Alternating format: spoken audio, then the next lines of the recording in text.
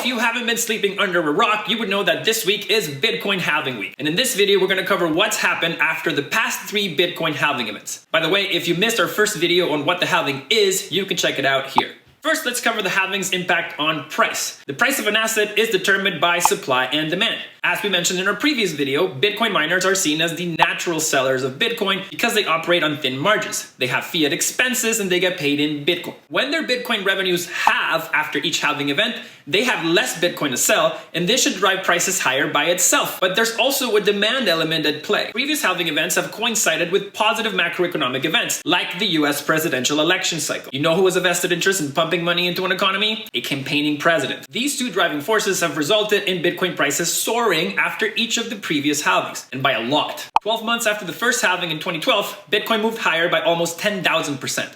After the second halving in 2016, it was nearly up 300%. And after the third halving in 2020, it was up more than 500%. This price action acts as a lure and drives up investor interest, which results in even more demand, continuing to drive the price higher. Lastly, after each halving, Bitcoin miner revenues suffer, and this forces many weak miners out of business, and the strong players consolidate and tend to get bigger. How can you benefit from the halving? Stay tuned for the next video.